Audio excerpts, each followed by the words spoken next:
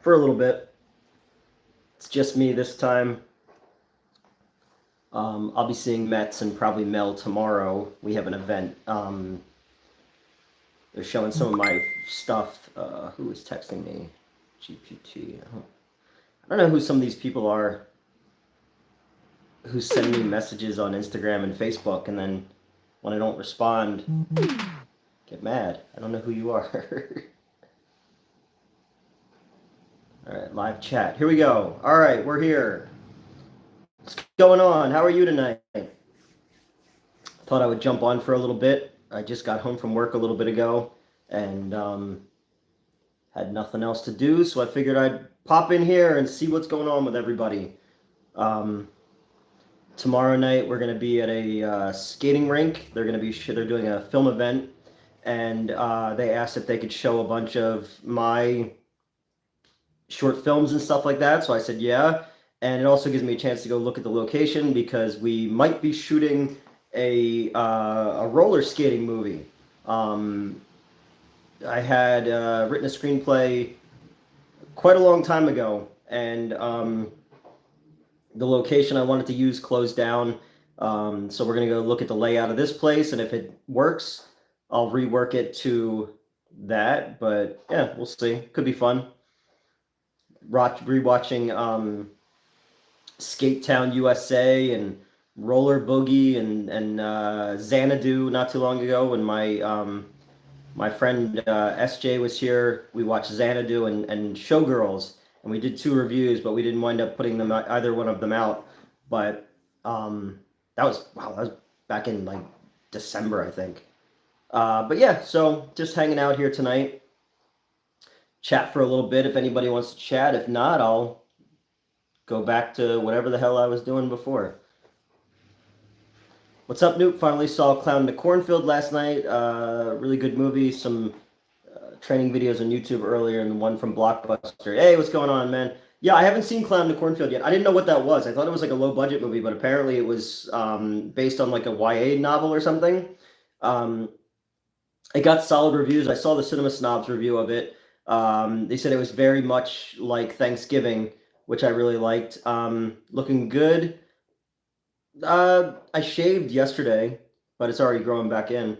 I got a haircut like a couple weeks ago. I wound up getting up and prepared for a school group this morning that apparently canceled and didn't bother to tell us. So I prepared for 100 kids and 0 showed up. So I had to break that entire thing down. Then we had like a power surge because of the storms we're having here today. So been a long day. So I came home and took a nap, and then had to get back up, go back over to work, and now I'm here. So this is what I'm up to. And those training videos are great you were talking about. I remember the Blockbuster one. Then there's like the cool drinks one that Wendy's did back in the day. I remember that. I have no, I don't have the AMC ones anymore. They're at Regal, and AMC ones were left behind at the old channel, so I'll probably never see those again. But I had intended on doing a show with those at one point. It was kind of like a Mystery Science Theater type thing, but that never happened.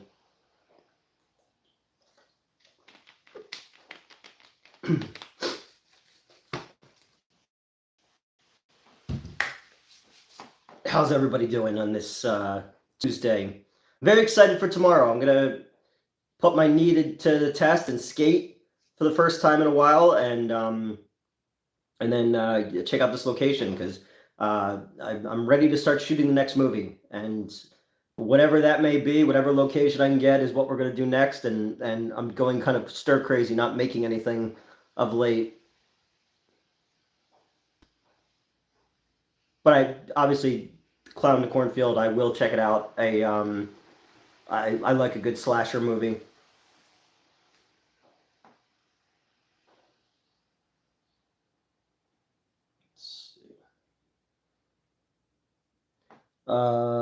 My great uncle owns a skating rink in South Jersey and one in Philly. Oh yeah? Which ones are in South Jersey? I guess there'll be the one in Cherry Hill And then there's like ones in like Philly. Skateplex, I think, was the one that was where we almost filmed. Way back in the day, we used to have the Marlton skating rink. That was my favorite growing up, as we went like every Friday night when we were kids, and I played hockey there. Uh, Holiday, Cherry Hill, Echelon, and Palace. Oh, okay. Yeah, I think I met that guy before. Hopefully, you have a knee brace. I do have a knee brace. Yes, I do have the knee brace. Um, I do. I remember the Cherry Hill one. We used to go and practice there. The Jewish Junior Olympics would be held every year, or like every few years, and their hockey team from Voorhees, New Jersey, needed training partners, and they used to play against my team when we were in like middle school and high school. So we were always like the test team for the South Jersey Philadelphia Junior Jewish Olympics to play against. And I had some like real Eric Cartmans on my team back when I was a kid, so we were always terrified they were going to say something and get us in trouble. Yo, what's going on? There's three books. Count to Cornfield. Might check out the Final Destination. Bloodlines. Walked around a bunch of bars last Sunday and make it to 16 laps in a circle while on the phone. All right, there you go. Well, yeah, I honestly, we were talking about, I don't know, I think I was talking to Melissa about Final Destination or Fallon. I was talking to one of them yesterday about it, and I've only seen the first three. The uh, the the plane, the highway, and the roller coaster. I think are the only three of the Final Destination movies that I've ever actually seen. Fourth one's like a NASCAR or something like that. I remember when it was in theaters. I just don't remember. I don't think I ever saw it all the way through. Three has a really fun opening, but the rest of the movie's kind of meh. I do like when the chicks are stuck in the let's see, skating rink is actually in comic that the Family Joker actually skates at Cherry Hill. Oh, really? I'll have to go look that back up. That's funny. I probably knew that. I just totally forgot about it. That's when the Joker had diplomatic immunity through Syria. I'll have to go back and look that one up. Yeah, I think I was going to work for those guys at one point. To quote George Carlin, all destinations are final. Yeah, well, touche. Right, Elvira? She doesn't care. But yeah, that's cool. And it's the last Tony Todd one too. He passed away. He says all skate, which is essentially a thing in all rings. Okay. Yeah, we're going to check out a place tomorrow called Ringing Rock, which is like maybe a half hour away from me. They're doing a stream or die event, and they asked if they could show a bunch of my stuff. And while I was talking to them, I was like, yeah, I'd be really interested in taking a look at the location and see if maybe we could shoot a feature here. So the guy who runs the festival seems to he knew me from YouTube stuff, obviously. So I make him a producer on it if I can, and we'll shoot something there. I have a couple of the one script that I wrote was called Roller Boogeyman, and it was a disco slasher. Yo, what's going on, man? How are you?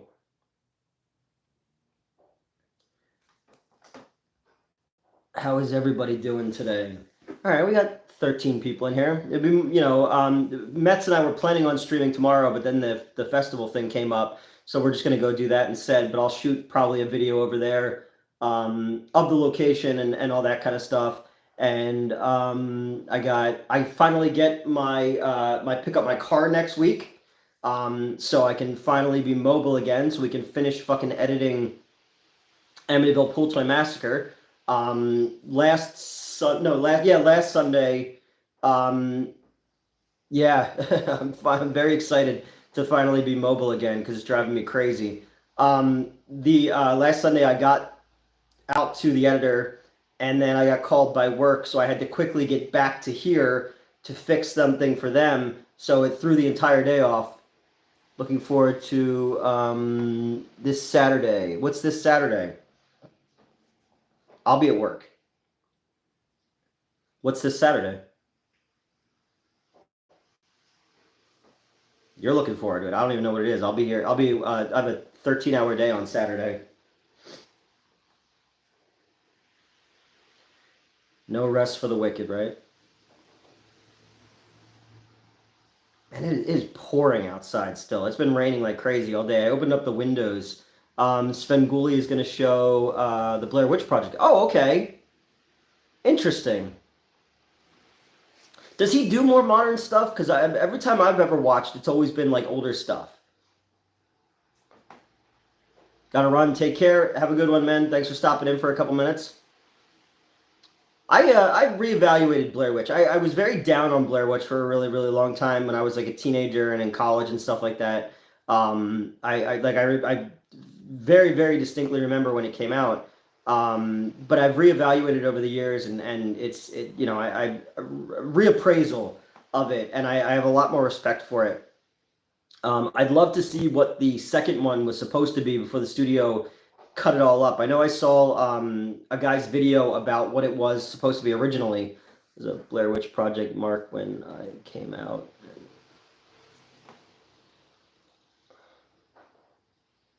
Oh, okay. Yeah, I remember I wasn't at the movie theater when it came out. I was working at Blockbuster when it came out, and they used to have like midnight rentals when it would like when you could make it available. So we did an event where we had it set up like a campground, and everybody was dressed in like flannels that worked there, and hoodie or like beanies, and we made wanted like lost posters for people. It was really cool. And we made little stick guys and stuff like that. But I had seen the last broadcast before I saw before I saw Blair Witch, and I'd obviously seen Cannibal Holocaust and the Mondo Cane stuff. So I knew that it was a pretty brilliant marketing campaign. But those guys were some of the first guys who like understood the internet and really set up what you could do with viral marketing, that would still rippling to this day. So those guys had their fingers way on the pulse. But then everybody who was involved in that movie got fucked, really. Like, the actors didn't get very much out of it. Said it was real, by the way. I know a lot of people who thought it was real, though. Airing on MeTV. They only show classic movies or Universal, such. Only in Chicago showed more schlocky movies. Okay. I watch him whenever I can. Because MeTV, you can get on like anything. But every time I tune in, I think the last time I tuned in was like Bride of Frankenstein, which was months and months ago. But those kind of shows always kind of go for more of the 50s, 60s stuff. Anyway, the more like PG, G-rated stuff you could get away with on like a MeTV or something like that. It's cool that they have the rights to the Universal stuff, though. Never a bad time to watch Abbott and Costello Meet Frankenstein or anything like that. I'm always down for those kind of movies. And every time you think like the 50s B movie stuff, you automatically think of Mystery Science Theater 3000, like the Screaming Skull and Attack of the Giant Leeches and the Killer Shrew and stuff like that. Missed here. Found online the movie's list of USA Up All Night. Well, I'm excited because Rhonda Shear is coming back, and they're doing they might be doing a new version of Up All Night, but not USA Up All Night, and Something I Made may be part of it. Let's put it that way. We had negotiations with producers, and that would be really, really cool. That would be, I got to work with Darcy last year, so she's still doing that. She makes a lot of money on that kind of stuff. Whoa, it's been forever. Missed you. Your stream so much. Lots of love. Thank you. I don't stream as much.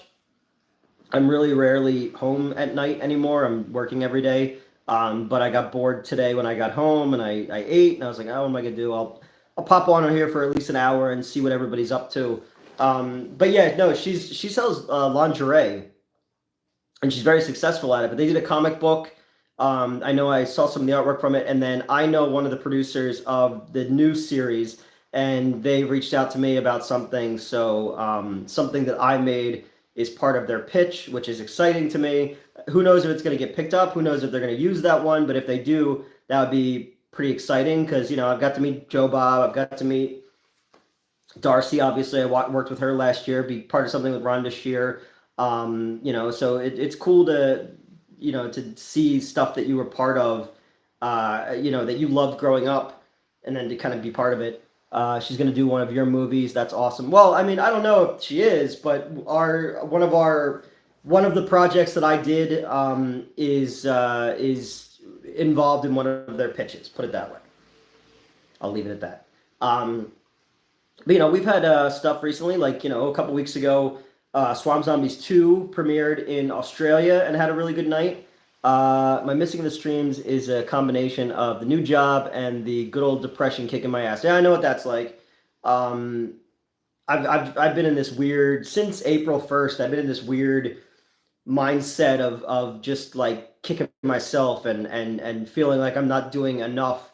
And, you know, I'm burying myself in work, and maybe also because I've been waiting for the license situation to be resolved. Now that that's resolved, that I go pick up the car next week, maybe I'll feel better that I'll be mobile again. How do you feel about reimagining of some of the old crazy movies like Dick was redoing Toxic Adventure and actually making it respectable? Let's see. The tariffs affecting your chance of getting anything made? No, because we're doing everything independently. When it comes to distribution deals, I'm not sure how that's going to work. We'll see. When it comes to remaking classics, obviously I'm excited that there's a Toxic Avenger remake, but everything I've heard about it from when I used to work at the other company and we had meetings about it, because at one point when I pitched the Toxic Crusader game, you know, everybody knows that story already. The only video game that Screenwave ever made that made any money was the AVGN one, and they were spending money on guys to make video games for them for like 5-6 years that never got made. They're just paying people, but they were like, we should do an IP, we should license something, and the owner of that company was very hard pressed on making a Silverhawks game because Super 7 had just done the figures, and I was like, why don't you do Toxic Avenger since everybody already equates James with Trauma?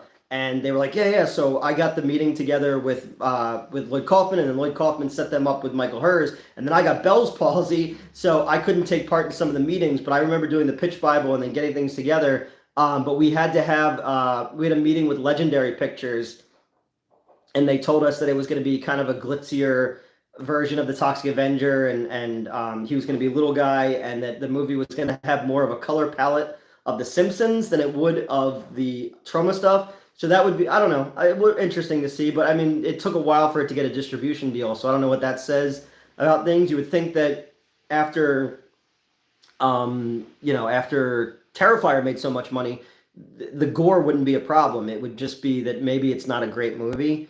And I feel like the punk rock aesthetic of Trauma is very specific, and I feel like you can alienate people if you do go in that opposite direction when it comes to Trauma. So we'll see how it goes. I'm going to see it, you know. I grew up on the Toxie, you know, and was a huge movie in my youth. So we'll see. When it comes to remaking stuff like that, though, not everything needs to be respectful or respectable. You know, there is something to be said about making fun trash to turn your brain off as the world's on fire. There's nothing wrong with just having like a dopamine hit, you know. See if I missed anybody here. Oh, Silverhawks. Yeah, I mean, Silverhawks have been cool. I just don't think that would be something you would spend that kind of money on. And I know how much money they spent to license that game, and I don't know if the game ever came out for Retroware, I think they're called now. But I know how much they spent to option, you know, to get the license. I don't know how much they've spent to make the game and to promote the game, but it's not cheap, you know. So hopefully they, you know. But it definitely would do better than Silverhawks, because I feel like there isn't as much of a name recognition as there is with their core brand and Toxie. You know, now if you're going to do Thundercats, I'd fucking do Thundercats in a heartbeat. Thundercats video game would be awesome. I mean, Silverhawks game would be cool too, you know. like Brave Star. What was the other one? There was like Tiger Sharks or something like that. There was like Shark People one as well, and not Sewer Shark. Street Shark. Sewer Shark was the Sega CD game. Yeah, Street Sharks, because there was Vin Diesel doing the commercial. I imagine making a low budget film would be more profitable than a game at this point in time. Yeah, well, I mean, if you're depending on how much you're charging for it, like the video game industry has overtaken the movie industry, but I think if you're going to make something with narrow margins to start with, making a game like Psycho Gorman or Guyver, that'd be fucking cool, man. Imagine like a that type of like fighting game. If you went with like those crazy kind of characters, more Rubber Monster movies. I agree. Thundercats and Adventure Time regular show. I remember that. Yeah. Hey, what's going on, man? Because I had an idea years ago. I didn't know what Super Smash Brothers was. But I was like, oh, you got like, wouldn't it be cool if you took like all the monster properties from the 80s and the 90s, like Creepy Crawlers and Mad Balls and Boglins and My Pet Monster and all and Garbage Pail Kids, and then put them all together into like a fun fighting game type situation. That'd be pretty dope. It'll never happen, but it was just something I thought of. But yeah, when it comes to indie stuff, like we're making stuff that's so. How do you feel about Danny McBride said about movie theaters? What did Danny McBride say about movie theaters? I know that the other guy said it was the Netflix guy said it was outdated. It'd be amazing, done right. Like seeing Power Rangers, TMNT, and GM Joe got games as well. Yeah, I've heard. I was working at the other place when that one G.I. Joe game came out that I remember everybody really liked. The Ninja Turtle one, the most recent Ninja Turtle game was awesome. That Michael Myers Ash side scroller looks cool. But yeah, John Riggs posted a thing of that recently. I think it was John Riggs, or it was Joe from GameSack. One of those two sent me a message about it. There's like a game with all the monsters and stuff in it. That'd be pretty cool. But when it comes to what we're doing, we're making stuff. Let's see. So the multiplexes were shitholes. Only small theaters were worth it because they have sold. No, I agree. I agree with that. Thing about movie theaters, I think, is you can retain people to the experience for home viewing. Well, that's kind of like what we do. I have a single screen 100-year-old theater. I have a balcony. I have a balcony. I have an organ. I have my curtains open and closed. They're cued with the thing. I play an old cartoon or an old short before every feature. My tickets are only $5. I'm trying to give that old school experience. You've seen we have to dress up in the shirt with the bow tie and all that kind of stuff. So we try to bring back that old school feeling of when movie theaters were special. Whereas now you go to a multiplex and it's but the 4DX and the 3D and all the bells and whistles is what's going to make people go to the movies. And the only kind of movies they're going to start making are the kind of movies that are worth going to one of those types of places. What are the concessions like? I do popcorn, I do soda, I do bottled waters, and I have an assortment of cansies. Our most expensive item is our kids pack, which is $4.25, and that's you get the popcorn, the drink, and the little pack of fruit snacks. My large popcorn is $3.75. Bring back buzzer seats and play the Tingler. That'd be cool. I used to have one of the decommissioned World War II motors that they would use for the Tingler. I bought it on eBay, one of the first things I ever bought on eBay, and I lost it when I moved to Arizona. But yeah, no, we try to keep our stuff cheap. If I lived near you, be at that theater every day. Yeah, we see the same people over and over again. We're a small town though. No assigned seating. I miss the days of just going, and it's just, you just show up and, you might get to sit next to the ghost at my theater. You never know. But we try to keep it, no, exactly. And I made our sound rumbles, man. Once I got there, one of the first things I did was start tinkering with the sound and with the picture quality to kind of be how I like it. And we have a subwoofer behind our screen that's the size of a Mini Cooper. It's massive. So, and then, yeah, just trying to give that experience so that there's a reason to come to the movies, even if, for $5 you can't really get that mad. It's funny when I went to an indie theater by me, and everything was so cheap, and I thought they don't more families come here. It was empty. Yeah, well, because the stigma. Everybody thinks you need to go to AMC or to Regal or whatever you guys have near you, and that's the only way to see these movies. But like, I love sitting in my theater. Sometimes I'm working, I'll bring Blu-rays or DVDs up. It's a submarine. I'll bring up a Blu-ray or a DVD and just play it on the projection as background noise while I'm doing stuff, and it's so cool to hear that and see it on the big screen. The AMC by me has concessions that are twice that price. Oh yeah, it's insane. It's yo, what's going on, Dendo Star? Yeah, the prices are crazy. But around here, like, we have the Gap Theater, which just opened back up, which is all 35 millimeter, all repertory. Jeanette and I went there to see. Do movie theaters have cameras in the theater? Yeah, a lot of them do. A lot of them have cameras set up above the screen, so it's not facing the screen. They go out so you can see the audience, see what's going on, and then your management team should have a command center. When I was with Movie Tavern, they had that, and Bowtie had that, or not Bowtie, Water Tower had that as well, so I could see what was going on in the theaters. Have your cameras ever caught someone doing? Yeah, I have. Movie theaters are too expensive. That's the biggest thing. Is AMC's doing a thing now where they're going to knock prices back to on Wednesdays, which is a great idea. Just get people back out to the movies. You got to give them a good experience, though. The biggest thing is no 40 minutes of previews, better prices, cheaper places. Safe environment, good customer service. Like, that's what people want more than anything. I saw the alligator died. Yep. He was also in Alligator. Yeah. No, it's we got the Wind Gap up here. We got the Emmaus Theater, which is showing Sallow, 120 Days of Sodom next month. And I told Mets that they have to come with me to that one because they've never seen it before. It's a fucked up movie. I don't know what kind of weirdos are going to show up to see Sallow in the theater, but I know I'm going to be there. I'm thinking to go see Final Destination this weekend, but I'd be going to the movies if I was more weird things playing that aren't Fathom events. Yeah. No, I'm not showing Sallow. The theater up the street from me is showing Sallow, though. The Emmaus Theater. That's the theater I went to see that Danzig cowboy movie back when I was with the old show, when I was with the redhead. And then we did the Any Word on Your Amityville movie.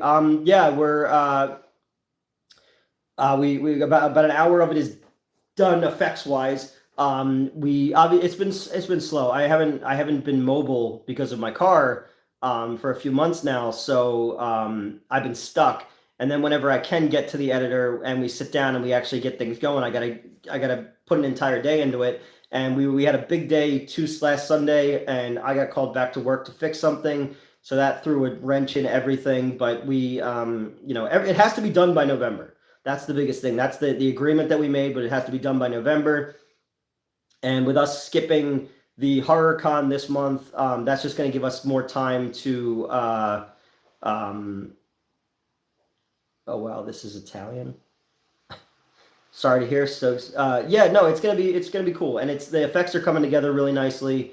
We added a lot more digital effects than I thought we were going to. We had to composite actors together, but like, there's two ways to look at it. I could rush it out and get it out there and just say, look, we finished a movie, and then it be a piece of shit, and then I just go, oh, well, he made a movie, who fucking cares? Or we can do things right and make something that actually, like, it's called Amityville Pool Toy Massacre. It's not going to be, I'm not setting the world on fire. I'm not Fellini. But we can make something that is technically,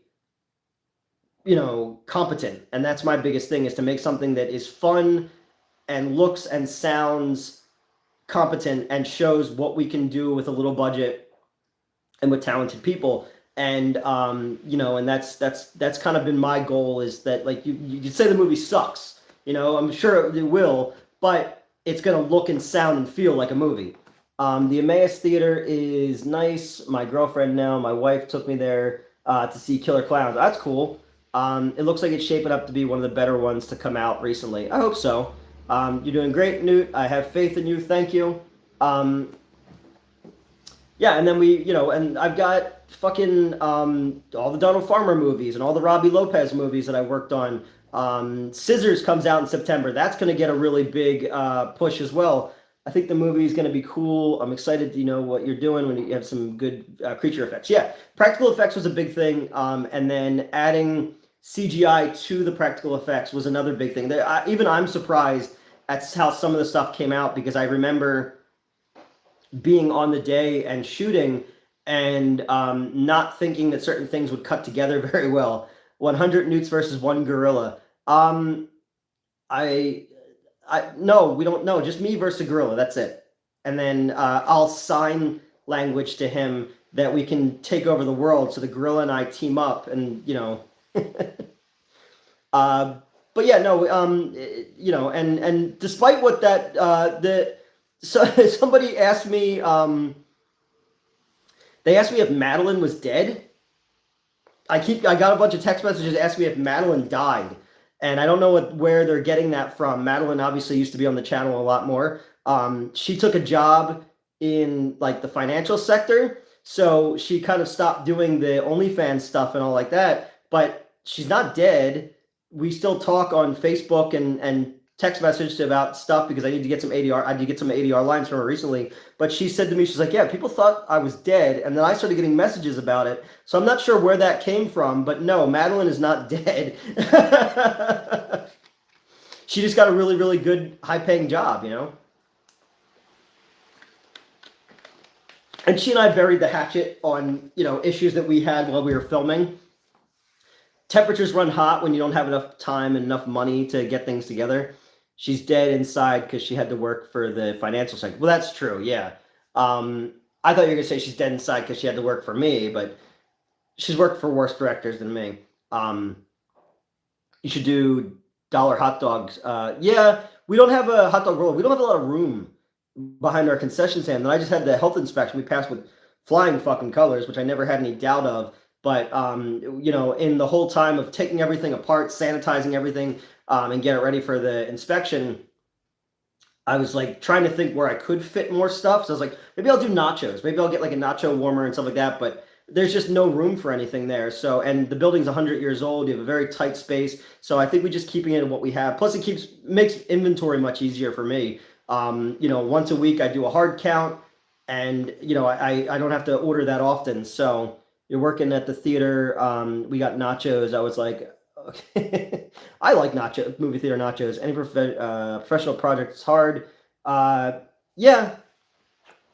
And, temperatures are, fevers run hot, and you have a lot of people all trying to get their input in, and you're trying to run and make your day and stuff like that. Like last July and August, we that one week we shot 30 scenes in 2 days, and 16-hour days. We didn't sleep. We were going crazy. So people get frustrated with each other and all, and you have to take a step away from it and be like, I get it, I understand. As long as I got the shots that I needed and the movie gets done, I don't fucking care what people think of me. Because I know that I'm trying to make you look as good as an actor or an actress or whatever as possible. So work with me and I'll work with you and we'll make it good, But yeah, so I have that one, and then and the comic, I'm just waiting on the distributor. That's not, I have no say in when this stuff comes out. Stuff that we shot a long time ago still hasn't come out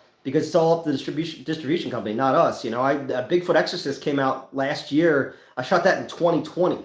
So there's not really, you don't really get a say on when things come out unless you're doing it by yourself. Then you can just throw it out whenever. And then when it comes to the comic as well, it's a thing where like Diamond has gone out of business now, so it's hard to director. It's not like manager and employee. Yeah, there's more give and take there, and maybe an actor will bring something to you that you didn't think of, or you have to explain yourself as to why you want it done a specific way. And it's not. It's a creative process is much different, and I'm used to both, but because I was working with someone else's money on the last movie, I had to be a little bit stricter when it came to how we did things, because I can't be sitting around wasting this fucking dude's money on this movie so that everybody's, I want everybody to have a good time, but it's also a financial thing, and every day I'm looking at the budget and I'm looking at how much money we spent even just to get to that day.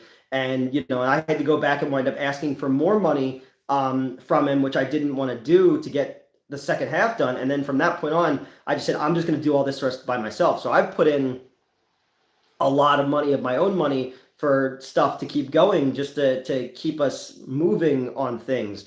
So it turned out to be a far more expensive project than I expected. And that wasn't for anyone's fault other than just things come up that you can't prepare for. Because I went in super fucking prepared. I think I did the video when I introduced the project on this channel, and was talking about all the different angles that we were going to have to play. And I thought I was staying ahead of the sort of Damocles on all fronts. Then we get there shooting, and we had problems with the hotels. We had problems with the food. We had problems with, gear stuff. We had people who we paid who didn't show up, and then we had to wait to get that money back. You never know. Are the effects the most expensive at this point? No, not at all. Making sure that everyone involved in the movie got paid a proper rate. I don't ever want to be like paying you an exposure kind of guy. So I paid above market value on some people, just so that and then they have to promote the movie as well because they got paid really well for it. So that was a big thing, is just making sure that everyone was paid for what they put into the movie. Making sure that if I'm busy doing a shot and somebody has to go and pick up, like we had to get, the girls wanted Jello shots for a scene. So I had to send Race and Metz out to go get Jello, to make stuff for Jello shots. And I just gave them my credit card. And then one day the compressor that I bought didn't work. So we had to go get another one. Like things like that you didn't expect, you have to run out and get them. And I was like, just go bring me a receipt back. I don't care. I'll take care of the rest myself. But it's just about like making sure that people realize that we're making an Amityville Pool Toy Massacre movie, but I want to make sure that everybody is rewarded for their work. Because again, thank you. That's very nice of you. Just because, I know what it's like to work for a company that will pay you in exposure. And I didn't want to be that person. So they could say a lot of things about me and about the movie, but everybody got paid very well and was fed very well and had all the drinks and everything that they need. Get paid in hugs. Yeah, I worked for that company. But yeah, so it's, and then we're getting ready for the next one, because once the edit is in a place where I feel, yeah, exactly. And that's the biggest thing, is I was flat fucking broke, man. Like the last 2 years have been the hardest I've ever been hit when it came to, unforeseen bills, and then taking care of the mental health stuff still, and getting, buying back my projects from the other people I worked for and stuff. So there was a lot of things that came up that I had to clear that red tape out by myself. And that a lot of times meant like just scraping by. Like I burned through my savings pretty quickly. So it was very much a matter of like just raw dogging it, man. And and we got to a point now where we're in a good place now, and a better place at least. And once this one is connected to the point where I feel comfortable with the edit and with the takes that we have in it, I might go back and do some reshoots. I was thinking about that recently, going back and doing a couple reshoots of just some things I don't feel like they lined up properly, or some things where I think we could have gotten a little bit more B-roll, but that's just me being a crazy person and looking at it and being like, we could have done that better. But yeah, so once that's out of my hands, we'll move into the next project. And what are you editing on? DaVinci? No. It's Final Cut Pro, and a lot of digital effects I'm doing through the Unreal Engine. And we're creating a lot of digital. We recreated a lot of environments digitally in order, because when we started in July and we finished filming in October or in December, and we had to make it look like it was still summertime outside. So we wound up having to do a lot of stuff in the volume, basically, in the studio set. So a lot of stuff changed a lot quicker than I thought it was going to. but I think it's going to be for the better. I honestly like I look at it now, and there are obviously, oh, thank you, man, that's very nice of you. I look at it now and I go, there are things that uh no, we weren't Halloweening it. There are times where we had to film out around the pool when it was October. You'll see, like, if you go back, there was a scene where like Melissa and Metz are topless in the thing, and they're like the witches. It was fucking cold that night. I felt so bad, but I would run. I would call action, call cut, run over, cover them with like a coat and stuff like that. But yeah, yeah. But it's and I'm just ready for the next one. I'm ready to jump into the next movie once I hand this off to the editor to kind of do all the fine tuning and the color correction, and score and all that kind of stuff. I'll feel a lot better about it. And I was writing in the last few months. I've hit a wall when it came to writing. I had this muse for a little bit who was really helping me kind of push things out, and then she and I stopped talking, and I kind of hit a wall because I didn't know where I wanted to go and what I wanted to do. But I'm kind of figuring it out now. These pictures made me. Yeah, no, it was cold. It was Zoe, especially the one day she had to be topless and get hit with the blood, and I felt so bad. But she's like, "Oh, please, I've done worse than this," because she's done like adult films and stuff like that. And I feel bad. I want everyone to have a pleasurable experience. I don't want people to be freezing on fucking set and stuff like that. But that's what happens when the weather changes in the Philly area. We shot pretty much the entire movie in Delaware, but I'm excited to go look at this location tomorrow. And what are some things you would like to see in 28 years later? I don't know. I'm cautious of whether I want to review that movie or not, because I know that's just going to open up a whole can of worms. But I'm excited to see what they do with it. I have to rewatch 28 Weeks Later. 28 Months Later. I haven't seen that one since it was in theaters. I remember really liking it, but 28 Days Later was a huge, huge hit. So I'll go back and I'll rewatch those before I see the new one. But I'm excited to see where this world is. I love the trailer with that Boots marching sonnet or whatever that's in it. It's really fucking creepy. It'll be cool to see what Cillian Murphy is doing in it and stuff. But I like Alex Garland, those guys. So yes, I saw the trailer last night for The Long Walk. I didn't realize what that was at first. I was like, whoa, this looks fucking good. And Mark Hamill's in it as well. It's cool to see him having like a resurgence in things recently. Because he was also the voice of King Herod in King of Kings, which I was like, this is a weird race gender swap for King of Queens. But yeah, that Long Walk looks really cool. Did you see the Spider-Man Noir trailer? Yes, I did. That looks fucking awesome. Now, it's called Spider Noir. Is it not allowed to be Spider-Man because it's on Amazon?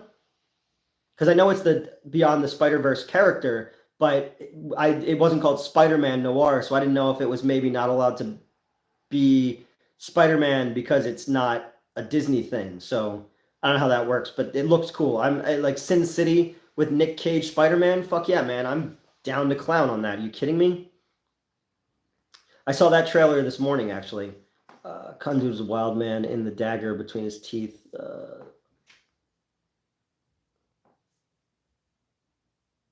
Kundude of a wild man with that dagger between his teeth beget them. So, oh, okay. I was like, wait, what? It's a religious thing. Yeah. I was like, wait, what? I was like, am I not reading properly today? Yeah. I lost my train of thought. I just heard somebody coming up the steps over here. I always forget other people live here. Nick was going to decline the role at first because he refused to be bit by a radioactive spider. Well, he's a method actor. So it would be cool to see. I don't know. It looks neat. I like when he turns the lights on the eyes. It has a little bit of like Matt Wagner's Sandman Mystery Theater look to it a little bit, which I think is cool.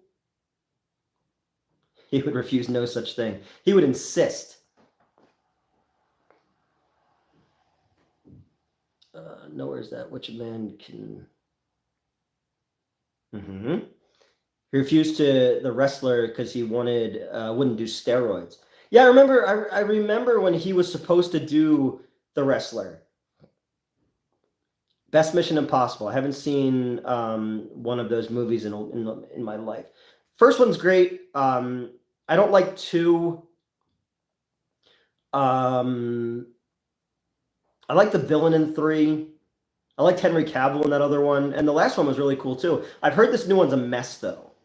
People said there's way too much going on, but I mean those movies are usually, with the exception of the John Woo one, which almost is a parody of itself. I've liked all of the Mission Impossible movies. I can't believe they've been coming out since 1999. Let's see, new Superman trailer tomorrow. Yeah, I don't know. The more I see of Superman, the less interested I am in it. But that might just be me because I'm a, you know, Zack Snyder cultist, but that's just me. But I'm excited. I'm excited to see what they do with it. A good Superman movie. Can we all agree that Tom Cruise could actually pull his face off and nobody would be alarmed? No, I think it's so at that point. They seem to really focus on crypto. Yeah, that seems to be the thing. Is of not Zack Snyder. James Gunn needs an emotional support animal in all of his movies. And it doesn't even really look like it's like a Superman movie. It kind of looks like it's just like Justice League International almost. You have a soft spot for Mission Impossible 2 by John Woo. What's going on, man? Crypto is Rocket, yeah, or Baby Groot, or Baby Yoda. But Mission Impossible 2 has a great soundtrack. I remember that. I remember getting the CD. Just catching up here if I missed anybody. If I missed anybody, let me know. I'll go back to it.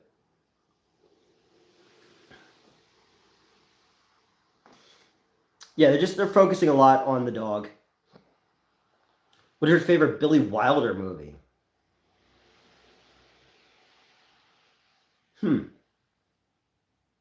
That's a good question.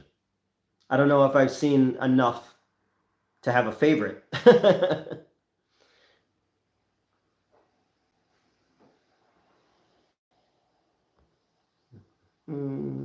Sorry, work is texting me at the exact same time here.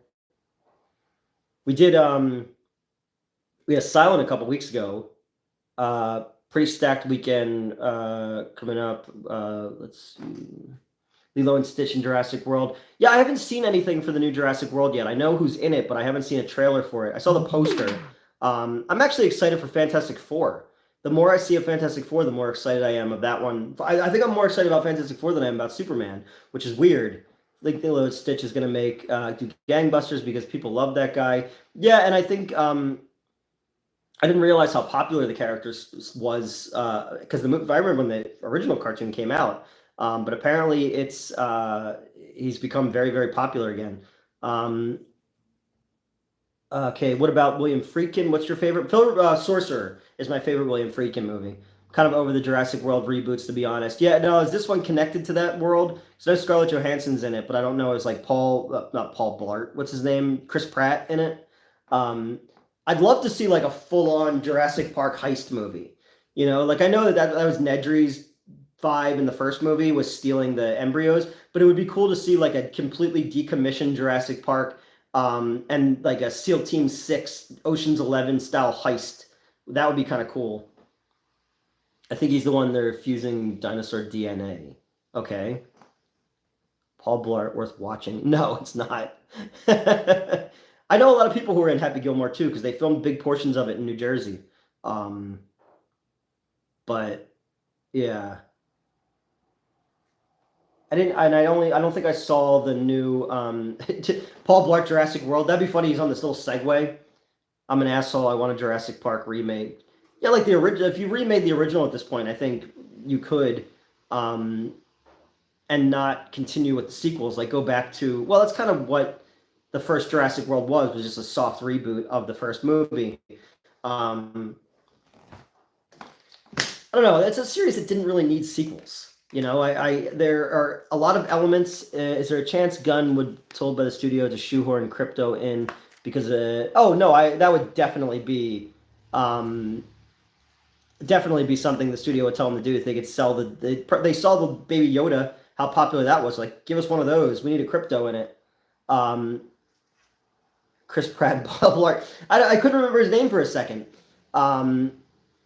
Is Paul Blart funny bad? No, it just like was annoying. It's like one of those like grown-ups type movies. Like it's just annoying. I told Discord. Oh yes, I saw that pop up on the Discord thing. Thank you, Gerald. Because there's elements of part 2 that I really like. You know, I think everything in part 2 up until the gymnastics scene is cool.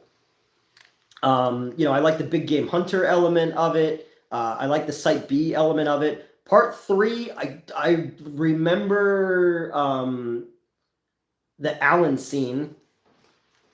They had Jurassic Park using the Harryhausen type effects. That'd be cool. I'm so excited for the 9th Superman movie, the 12th Spider-Man movie. Yeah, I mean, to be fair, the Beyond the Spider-Verse movies have been fucking awesome. So Michael Rooker going to be in Superman somehow, isn't he? Yeah, I'm sure he will. I know he's in Peacemaker. He's playing like a Native American. I saw the trailer for it. What was it? Part 3. Part 3 was what, the Spinosaurus? That was the one where like the kid was like parasailing, and he had to like live like Mowgli on the island. And I want them to closer the book be actual. Yeah, because I mean I haven't read the book in years. Part 3 has parts of brilliance. I'm trying to remember more of it. I know it was William H. Macy. Do I like The Ninth Gate? I saw that in the theater. No, it's a much weaker Polanski movie. I get what they were going for, but I don't know. Apparently, the Crystal Lake show is going to be moving forward for real this time. Yeah, and the Linda Cardellini is playing Mrs. Voorhees. It had an aviary. Oh, that's right. Yeah, it had the pterodactyls in it. And then didn't like the dinosaur like swallow the guy with the phone, and then they had to get like the phone out of the poop, and then they had to call his ex-girlfriend. Wasn't that in part 3, or was that one of the Jurassic World movies? The only reason I saw the first Jurassic World.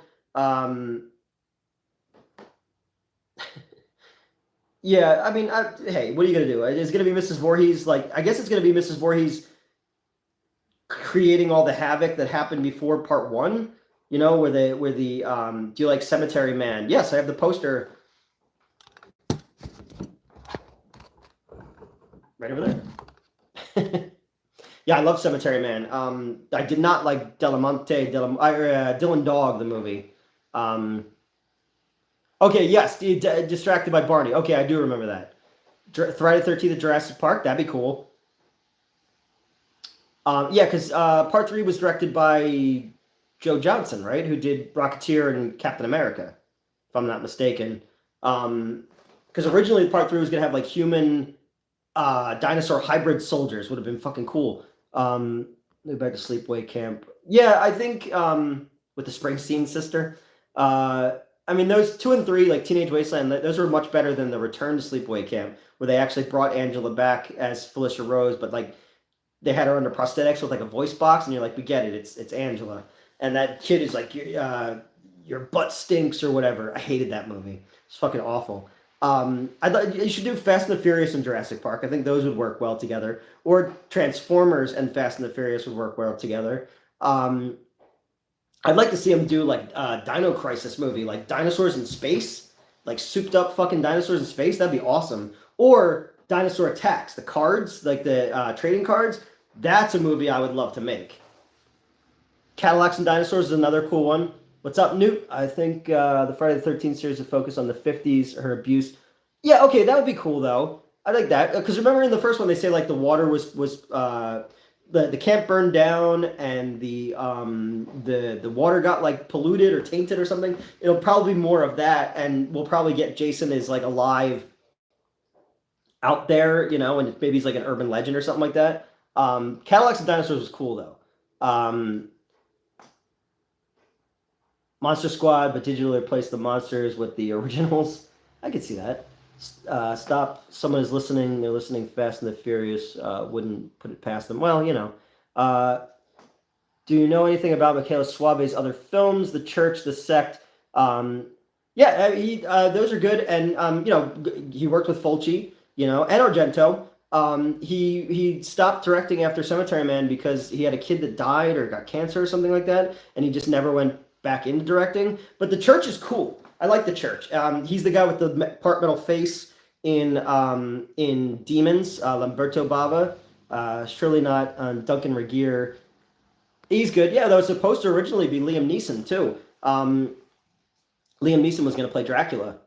But yeah, I'm a big Michaela Suave fan. I've been going back and watching a lot of the Any Love for Ken Russell. Yeah, I have a Devils poster framed in the other room. And I showed somebody, what did I show them? Oh, I showed them Tommy recently. After the Jason drown, they do a time skip and Pamela starts the sabotage. Okay. I mean, whatever. I'm happy there's new Friday the 13th, and hopefully it'll get us to the 13th movie, because that's what we've been waiting for, is the 13th Friday the 13th movie. But I would go back to the roots at this point, as go and make as close to an 80s non-tongue-in-cheek slasher movie as possible. Because those other guys did that fan film, which had Jason in the Snow, which was kind of cool. I didn't even really dislike the remake that much. The combination of the first three movies into one movie was kind of interesting. I forgot how long you go into the movie before you get to like the main story, though. They make Jason a special needs kid. Probably not. But then we can complain that there's not representation. It'd probably be too touchy. I mean, they'll probably have to do him as like deformed, but they probably won't do him as slow. And they'll probably, well, because even in Jason Takes Manhattan, when he reverts back to his normal self, he's not slow. So I don't know. Yeah, the remake it had a lot more nudity than I expected for that time period. I don't know. It had some cool kills in it. I didn't like the idea of Jason growing pot to draw people out there. And the underground tunnels, like, I get you have to explain why you can get around so quickly, but I didn't need that. It's like the backgrounds of certain characters and some of those elements, I don't need them, He's just an introvert. Yeah, and then, what are you doing, Kat? Jerk. We'll see. I don't know. Friday the 13th is one that's harder to pin down. Or bring back Roy, Well, Jason wasn't technically growing pot. It just happened to be there. Oh, okay. I thought... Again, I've only seen that. I saw that movie once because Cam, who I did an episode with, he told me to watch it because I didn't see it in the theater, and I swear I remember that Jason was growing the pot, but that could be my brain playing tricks on me. Did you knock your water over? Yeah, sure. And somehow Jason was a pro archer, yeah. Yeah, fucking shooting a bow and arrow is hard. Come here. I want another epic dance scene in Friday the 13th, but me too, yeah. I prefer the remake over some of the sequels. No, I can see that. I mean, 5 was my favorite just because it's so sleazy and cheesy. I think 2 and 4 are probably the best movies, but I also genuinely love Jason X. I just think it's like just pure schlock, and I there's something about that I really appreciate. Come here. Come here. All right, fine, don't, whatever. Because I'm going to try to pick you up and put you on camera. But I'm just done with the self-aware slasher movies. I'd like to see them go back to the pure, was 5 directed by the guy who directed Porn? No, part 5 was directed by the guy who made Porn. Yeah, Jason was a family from Texas Chainsaw. You ever remember the worst? Yeah, Takes Manhattan is terrible. Say that, and then the one with Jason versus Carrie would probably be my second least favorite. That's like Halloween 5. Like I just something about that one just does nothing for me. But I know there's a fan of it in here. Yeah, it's to call it Jason Takes to call it Jason Takes Manhattan, and for him to just be there for like 2 minutes. The boat stuff was too much, and just because there was no gore in it. The fact that there was no it needed more salacious elements, but I understand at that point Paramount was embarrassed by it, and didn't want to do that kind of stuff anymore. But still, that's in a day before the internet, you get into horror movies because that's where you're going to see boobs. Couldn't they just film somewhere else? And the cost of Manhattan is crazy. Yeah, well, they filmed it in Vancouver, and then they just did just one day there at Darkest Side of the Light. No, that's a good one too. I have the soundtrack somewhere. Jason Takes Vancouver, eh? Well, explain the goalie mask, which my Oilers won last night. They're one game away from the conference finals. I've been hardcore watching the NHL playoffs at night. Alice Cooper's Man Behind the Mask. That's part 6, right? Part 6 or part 7? Crystal Lake connects to the ocean somehow. Yeah. And Crystal Lake in the first movies, well, the first one and the third one is supposed to be in New Jersey, which is good. We got something going for us.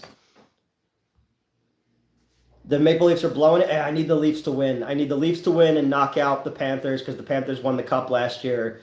I want to see Winnipeg, Edmonton, and I want to see Carolina and Toronto, but we'll see how it goes. Is Jason the Jersey Devil? No, he's not, but he could be. Well, Jersey Devil, they have kind of similar backgrounds as far as the mother being the reason for it and all. So I have a Jersey Devil movie I'd love to make one day.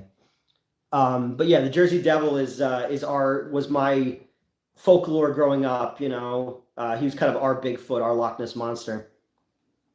Have you seen any of the Bad Ben movies? Yes, they're the ones that are all made in one house, right?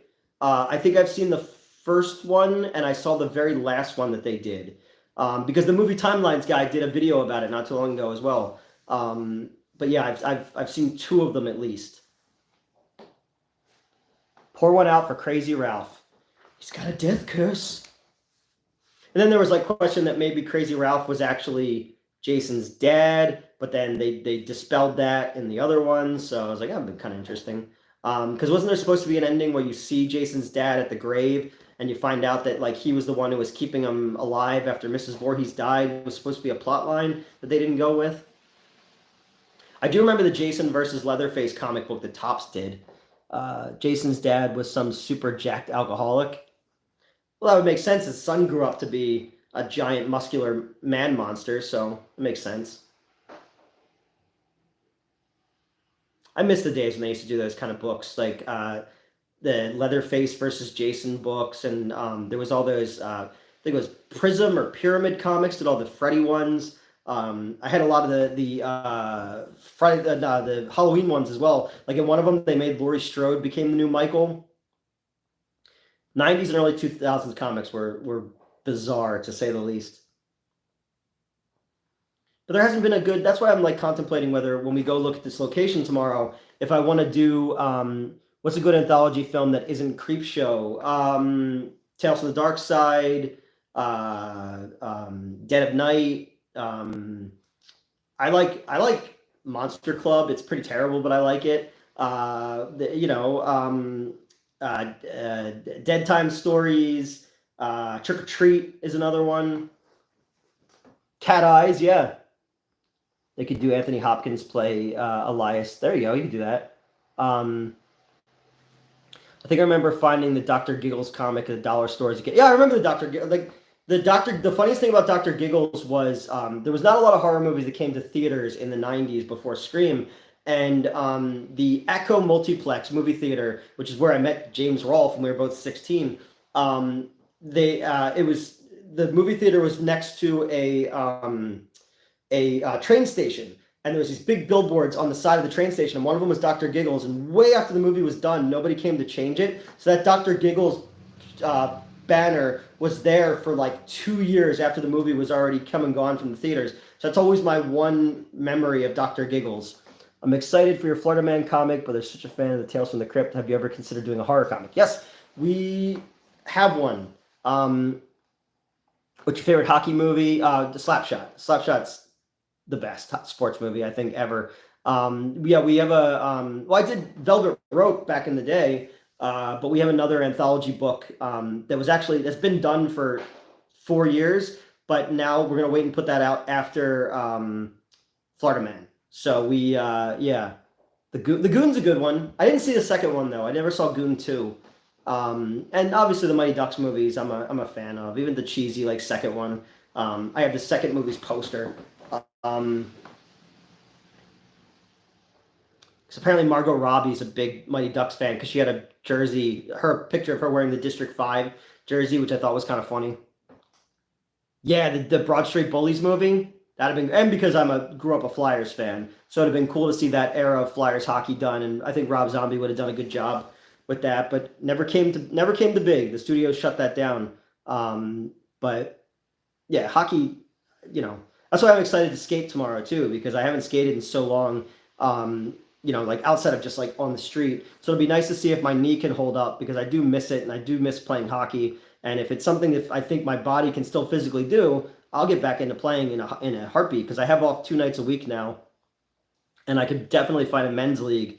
But if my knee can't handle it, then I'm not gonna risk it. Last week, I heard a chirping in my apartment, and I thought it was my fire smoke detector, but it turned out it was the one out in the hallway. And I climbed up on the ladder to get it, and I lost my footing, and I fell right on my leg again, and I had to crawl my ass back into my apartment at 2 o'clock in the morning. So I worry about that. I worry about injuring myself because I'm old, but the Rob Zombie Crow movie was a cool script. It was like the Crow 2099 or something like that, 2049. Christopher Lee was going to be the bad guy in it. Yeah, that was a cool script. I'd love to have seen that movie get made. But it really was like, it kind of felt like the recent Hellraiser movies, not the recent Hellraiser movies, but the one where they just added Pinhead to an existing script. This one felt like it was already something else that Rob Zombie wrote that he just added The Crow to, if you've ever read it.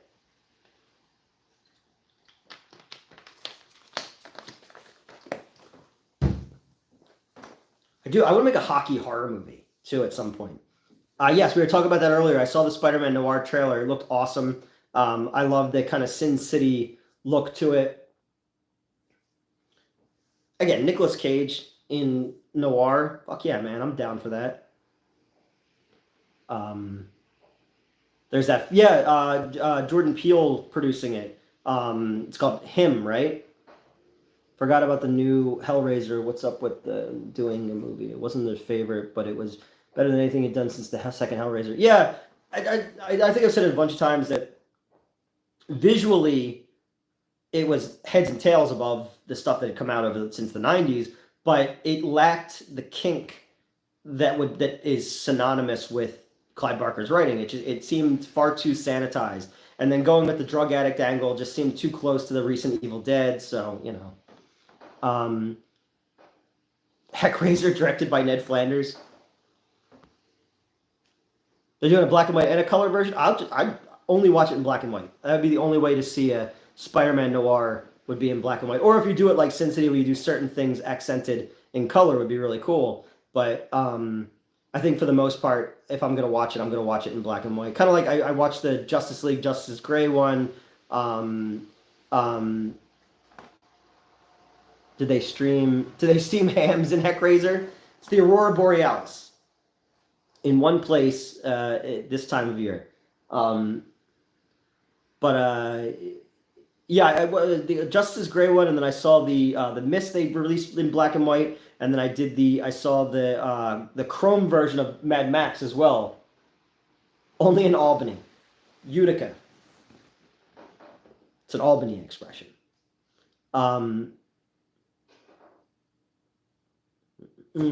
Sorry, I'm answering work crap. But I don't know. You would think that they would have jumped on another Hellraiser movie. Can I see it? No. Seymour, the house is on fire. No, Mother, it's just the Northern Lights.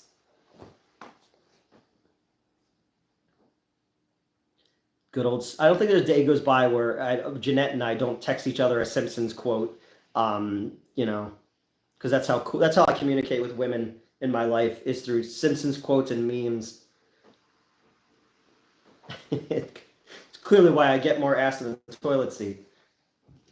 I wish. But I finally got all the poster frames done in my apartment, and some of my furniture finally showed up. And then next week when I go pick my car up, I can finally go get the rest of my furniture. I've been here since October, and I feel like I'm finally moving in. I looked around, I was like, wow, my apartment actually looks like a human lives here now. But until I get all the shelving in, I still have certain things piled up in boxes and stuff like that.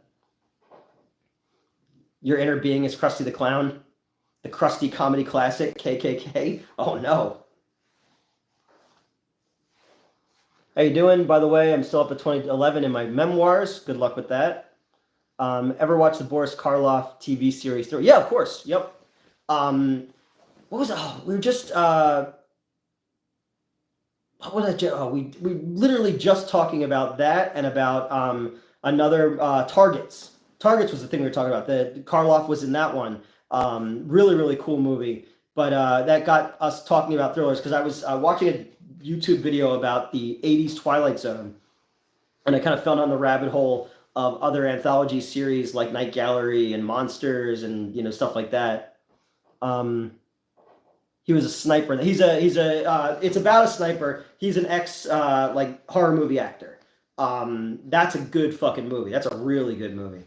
That I don't think a lot of people don't know it, but like even him in like Arsenic and Old Lace and stuff like that. Like he did a lot of other stuff that people didn't, it wasn't all the Ape. I think was one of the last movies he ever made, which is fucking terrible. Where he's trying to cure his daughter's polio by wearing an ape costume.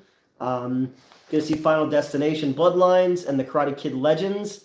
Arsenic and Old Lace is awesome. I think when Amber was here back in November, we were talking about that because she just saw that for the first time, and she was a stage actress. I think she still is. But we were talking about Arsenic and Old Lace. I remember learning about Targets from the Horror Hall of Fame. Okay, I remember seeing the trailer on a compilation when I was a kid, and then really wanting to see it, and then I wound up tracking it down. Talked to Jessa Friday. She was super nice. Oh, that's cool. Yeah, we talk every few weeks about different projects because I produce something that she just made. So we chat, and she's all over my social media all the time. My goal was to bring her out here for your 8th grade teacher showed you Arsenic and Old Lace. That's cool. I never saw it until high school, and it's one of those ones that like a lot same like the Poe films that Corman did. I didn't see them until high school. I don't know why I missed them when I was a kid. Like I'd seen all the Universal movies and the Val Lewton movies and stuff like that, and Baba and all. And I was just like, I don't know why I didn't sit down and watch these when I was a kid. Maybe I thought black and white wasn't cool then. The Invisible Ray. Karloff? Sidekick? Fuck you! My goal is to make my 4-part biopic. Good luck with that. Who's going to play you? Who's going to play me? I'm going to be completely CGI. Yeah, Invisible Ray. I mean, yeah, Invisible Ray is one of those ones. It used to be on like those VHS tapes that you could get like really like for 99 cents. It was like them and like the Fleischer cartoons, the Fleischer Superman cartoons. They used to be really cheap. You get them at like dollar stores and stuff like that. And in the early days of collecting DVDs, I remember just getting a whole bunch of like those super cheap DVDs and like whatever, it was like 100 movies for $10 or something, and you just have all kinds of random crap on there. A lot of public domain stuff, and then just like a lot of like Kathy's Curse, the Canadian movie, was on one of them one time, and the naughty cheerleaders or whatever. Remember, it's like a lot of that crap was on those movies. Silent Night, Deadly Night, not Silent Night. Yeah. Hold on to those DVDs because they're being converted to newer formats. Yeah, I don't know what happened to any of them. That's my biggest thing. There's so many things that I used to have, and not even stuff that I never got back from the old show. Just things that I lost as I was moving, or I gave to someone to watch that I never got them back. I used to have a massive. Kathy's Curse is fun. Kathy's Curse is bizarre and fun. I think Red Letter Media did it. And my friend Heather worked on the conversion of it that Synapse, I think, did a couple years ago. But that's a weird fucking Canadian horror movie. Bizarre, very bizarre. I think I have the poster for that one somewhere too. There's a lot of those like late night movies you would catch when you were younger and like see part of it and remember part of it, but then never see it again until years and years later, and just like you just remember little pieces of it. And it's like, oh, that's what that was, you know. There's so many movies that like I swear I dreamed that turned out it's like no one else knows what the fuck I'm talking about. It's like I remember where I was when I saw this thing. I'm pretty sure it happened. Okay, get back to the chat here. All right, I think I caught up on everybody. Sorry, as I'm talking to you guys and I'm trying to pay attention, I'm getting stuff from either Instagram, people wanting to send me something, or work stuff, and it's just like I'm streaming. Leave me alone. Nobody wants to talk to me all day when I have nothing else going on, but they want to talk to me once I'm doing something. Right, Elvira? She doesn't care. Just ordered the Dark Knight bust versus the Michael Keaton one. I thought I dreamed Joe Dante's second Civil War. Didn't Dante do the Masters of Horror one with the guns, where like all of the people who died from like gun violence came back from the dead? I thought Joe Dante did that one. Music in Friday the 3 Part 1 closely resembles Bernard Herrmann's Psycho stuff. Oh, 100%.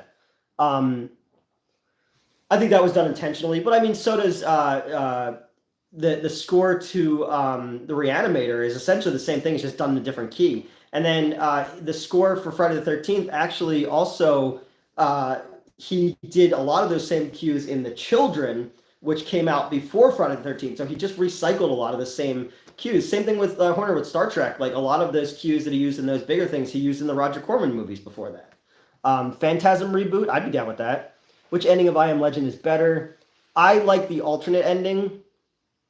I believe the guy who did the score was basically ripped off Psycho. Yeah, I agree. It's very similar. But yeah, I always thought that the key change from Reanimator was just really funny. I was like, how did he not get sued for that? You know, what a bunch of plagiarists. Reboot of Phantasm would be interesting. It'd be weird to see a Phantasm movie that doesn't include Reggie Bannister. Is Metz coming by? No, Metz is meeting me tomorrow. We're going to be at a skating rink tomorrow for a film festival that apparently a bunch of my stuff is going to be screening at. And we're also going to be looking at the location because we might be shooting a roller skating slasher movie. It was only see the second Civil War with President Phil Hartman. I don't remember that at all. I remember all this in World War II, but that wasn't him. I'll have to look that one up. Steven is doing the marquee tomorrow. Okay, good. All right, I got somebody to do the marquee tomorrow, so I don't have to go up on the ladder. But yeah, Metz is going to meet us tomorrow night for this film festival, and we're going to look at the location, and we might be shooting either a sci-fi movie or a slasher movie set at a roller skating rink, so we'll see. Yeah, it should be fun. It should be interesting. Crazy that that you were in the top 10 to become the Pope. I should have been, man. I think I got robbed, you know. It was funny, they found that video of the Pope at the World Series when the White Sox won, and I was like, how bizarre is that? You're just, you know, the fucking dude went on to be the Pope, you know. Roller skating slasher fights a roller derby team. Well, there will be roller derby girls. Yeah, so we'll have to figure out which one we're going to do.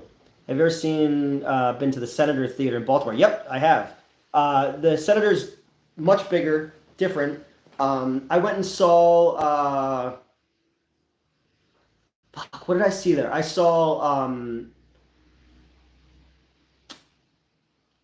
we went there when I worked for Regal. And I remember seeing something big, a repertory show there, and I'm trying to remember what movie it was now. But yeah, I've been there twice. Once to see a movie, another time just to do a tour. But yeah, the Senator is cool. Roller derby girls are awesome, and this place where we're going to has a roller derby team. So I a couple script ideas. I have one script already written, but it's all going to be based on how big this place is and when we'd have it to shoot. and I'll rewrite something based on that. But I'm like kind of excited to make a roller skating movie. I went back, like I said earlier in this stream, and rewatched Roller Boogie and Skate Town USA and Xanadu. And I don't know, there's something about that I think would be really cool. Chicago nukes the Philly Pope. I'd make a good Pope, man. I'd be like, hey, be nice to people and stop touching children. You're welcome. It's just that simple. I should run for office, Nothing in my past would come back and haunt me, right? There'd be no reason to. I